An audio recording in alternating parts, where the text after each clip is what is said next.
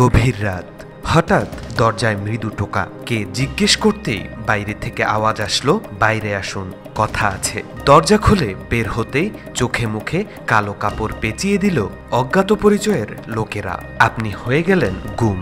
এভাবেই হাসিনার শাসনামলে গুম করে খুন ও আয়নাঘরে রাখা হয়েছিল অগণিত ব্যক্তিকে। এর পেছনে কাজ করতেন প্রশাসনের লোকেরা, কখনো পুলিশ, কখনো র্যাব, আবার কখনো সেনাবাহিনী।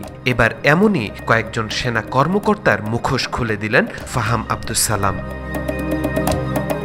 ফাহাম তার পেজের ওই পোস্টের শুরুতেই লিখেন, বাংলাদেশ সরকার ও আপনাদের অপরিচিত কিন্তু নাছোড় কয়েকজন মানুষকে আমার হৃদয়ের গভীরতম সময় থেকে ধন্যবাদ জানাই। বাংলাদেশ মিলিটারিকে যদি প্রফেশনাল ফোর্স হিসেবে গড়ে তুলতে হয়, প্রথম কাজ হবে এদের বিচার করা। যারা গুম খুনের সাথে জড়িত, এদেরকে 1 ইঞ্চি ছাড় দেয়া যাবে না। জেনারেল হোক অথবা কর্নেল, কোনো ছাড় দেয়া যাবে না। চাকরি থেকে বের করা কোনো বিচার না, এদেরকে জেলে যেতে হবে। যারা ডিজার্ভ করে প্রত্যেককে গলায় দড়ি পড়তে হবে। পালায় থাকুক, কিন্তু বিচার শেষ হতে হবে। তারপরেই তিনি আবার লিখেন, আশ্চর্যের বিষয় হলো মিলিটারির জুনিয়র অফিসারদের মধ্যে ওভারওয়েলমিং মেজরিটি এই বিচার চায়। এই সরকার এবং আগামীতে যেই সরকারই আসুক, আপনারা যদি পুলিশ ও মিলিটারির খুনিদের বিচার করতে না পারেন, এই মিলিটারি আপনাদের খুন করবে। লিখে রাখতে পারেন, 100% গ্যারান্টি, 15 থেকে 20 বছরের মধ্যে।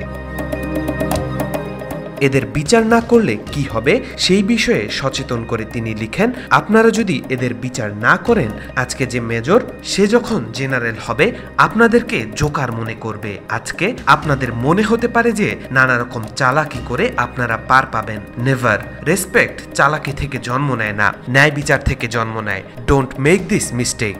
পুলিশ ও মিলিটারির কোনো কমান্ডিং অফিসার যেন ছাড় না পায়। অনেকেই আপনাদেরকে বলবে ঠক বাঁচতে গা উজাড় করা যাবে না, তারা সবাই ভুল।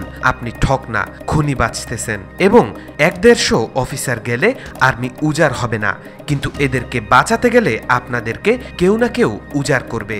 ওই পোস্টেই বিএনপির কথা তুলে ফাহাম লিখেন, বিএনপির লিডারশিপকে একটা কথা বলতে চাই, সম্মান অর্জন করার জিনিস, এবং আপনারা যদি কোনো ধরনের শৈথিল্য দেখান, আপনারা জীবনেও মিলিটারির রেসপেক্ট পাবেন না। আপনাদেরকে সেল আউট মনে করবে, 2026-এ মনে করবে না, কিন্তু 2040-এ মনে করবে। কেউ মনে রাখবে না যে বাস্তবতা কি ছিল, মনে রাখবে যে আপনারা আপোষ করেছিলেন। আমি বলছি না যে আওয়ামী লীগের হলেই তাকে সাইজ করতে হবে বা ডিজিএফআইতে চাকরি করা মানেই অপরাধী, কিন্তু গুম খুন একটা ডিফারেন্ট ক্যাটাগরি। বি ফেয়ার, কোনো অবিচার না, প্রতিশোধ না। আমরা ডিসপ্যাশনেট বিচার দেখতে চাই। এই 23 জন না, শুধু আরো অনেক অফিসার আছে যাদের উপর কমন রেসপন্সিবিলিটি বর্তায়। সবার বিচার করতে হবে। বাংলাদেশ মিলিটারি কি করেছে প্রশ্ন তুলে ফাহাম লিখেন, বাংলাদেশ মিলিটারি কি করেছে গত 15 বছর, এটা কোনো স্বাভাবিক মানুষের পক্ষে কল্পনাও করা সম্ভব না। একজন রানার 1.5 বছরের চেয়ে একটু লম্বা সময়ে 800-র উপর গুমে পার্টিসিপেট করেছে।